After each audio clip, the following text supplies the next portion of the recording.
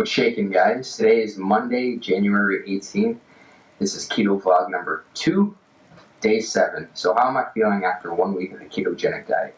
Well, days 4 and 5 were kind of tough. I had a lot of brain fog, dizziness, lightheadedness, and I was forgetting simple stuff like my keys, stuff at work. I work at a hot foods department. If the oven were to go off, I'd be like, all right, I'm going to get the food out. But then I just forget like that kind of thing. It was really weird, but I'm back okay now. I'm actually feeling much better. I'll start into it with I don't have any gas and I have no bloating at all. Before, every day, probably around 2 to 4 o'clock, and at nighttime I'd be bloated and gassy as all hell. Honestly, I kind of feel sorry for the people I go to school with and the people I work with. Don't worry guys, I'm good now. I'm eating the same amount of calories too, and I'm actually losing more weight doing this. So basically what I've been doing probably for the past 8 months is eating low calories on Mondays, Wednesdays, Fridays, and Saturdays, and maintenance calories on Tuesdays, Thursdays, and Sundays.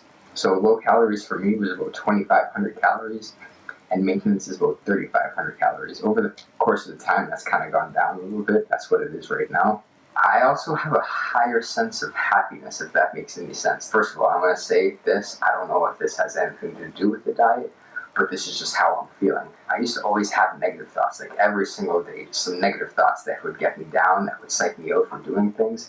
Now I'm just kind of throwing those negative thoughts away and just doing whatever I want to do.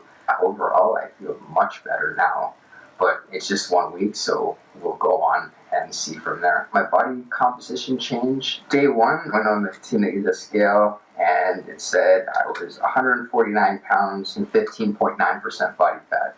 And this was taken on Monday after breakfast and after my workout. And then today, so 7 days after that, again, this was taken after my breakfast and after my workout.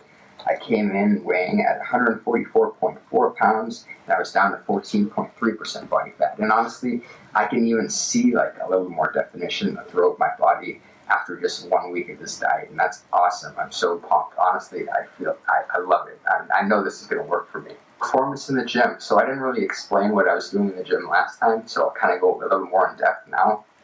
So I'm doing your basic 5x5 strength training program. So 5 sets, 5 reps, and 2-minute rest in between each set. And my weight that I'm using is still going up gradually. I couldn't do deadlifts on Saturday because my ass hurt. I think I pulled like my glute min, so I couldn't do deadlifts or curtsy lunges, but feeling a lot better today. So hopefully by Wednesday, which is my leg day, Wednesdays and Saturdays, I'll be able to do my deadlifts and my curtsy lunges. Don't be judging me, by the way, for doing curtsy lunges. They're a great workout. Everyone should be doing them.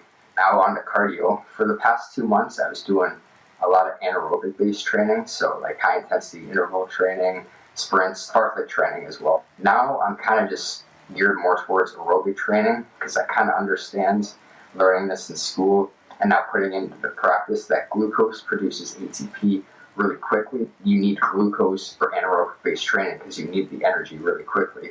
So that's why people who have been doing the keto diet for a lot longer than I have can actually have carb-up meals and still stay in ketosis. But I'm going to stay away from that now until I actually get checked out my ketone levels in my blood. But anyways, that's for another video. So yeah, I'm just basically staying on a lot of LSD training, slow distance training with my cardio, and things feel perfectly normal.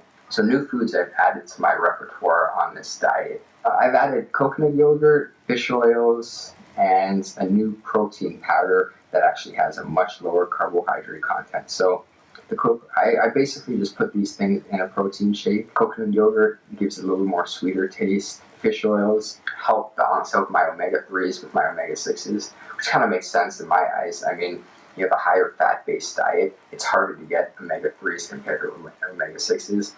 So you're going to have a larger difference of omega-6s compared to omega-3s the more fat you eat.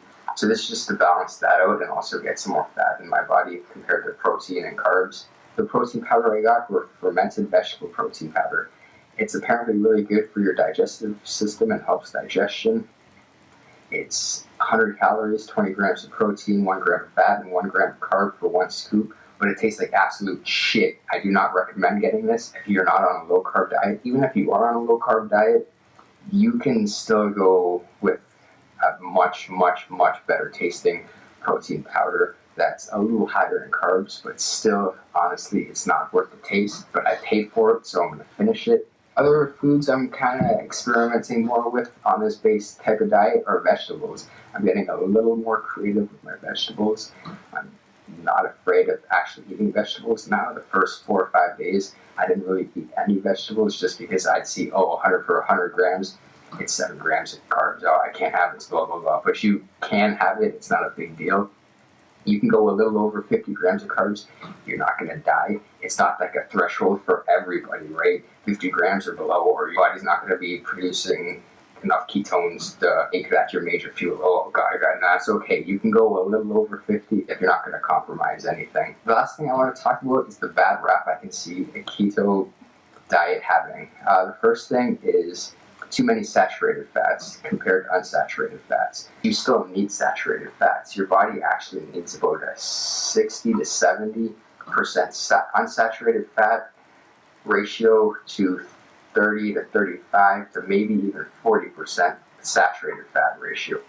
And people might think, oh, well, you're eating beef, so that's got tons of saturated fats. That's actually not true at all. Even if you go non-lean ground beef, like a 70 to 30% ratio, you're still getting 35% saturated fat and 65% unsaturated fat, which is great, right? Eggs have a great ratio of unsaturated and saturated fat. Tofu does as well.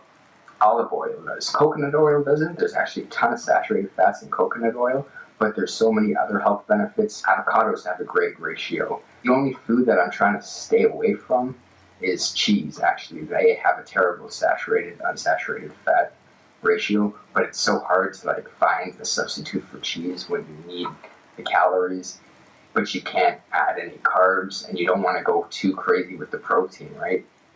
So I'm still looking for that. I'll let you know if I find anything in other videos. The last thing is a low vitamin and mineral intake, because you're eating more animal-based foods compared to plant-based foods. This is actually not true at all. Animal-based foods are very high in vitamins and minerals, and actually they're higher in vitamin A, vitamin B complex, and vitamin D, while plant-based diets are higher in vitamin C, vitamin E, and vitamin K. But you can also have plant-based foods in this type of diet, but you just have to be more in moderation compared to any other diet that you don't need to limit your carbohydrates in. You're fine with the vitamins. You can always take a multivitamin as well if you're a little unsure about it, and I have been doing that, especially for my magnesium levels. I want to keep my electrolyte stores intact so I don't feel crazy or lightheaded like I was doing in days 4 and 5, but I'm feeling good now. I feel like I have a good balance with my electrolytes and everything's feeling great. That's all I gotta say for this video. If you liked it, please give it a thumbs up and a share. That'd be awesome. And also subscribe by just clicking right here. See, I'm learning new things on YouTube. All you gotta do is click right here instead of clicking down there. Just click right there to subscribe. Awesome. Thanks, guys.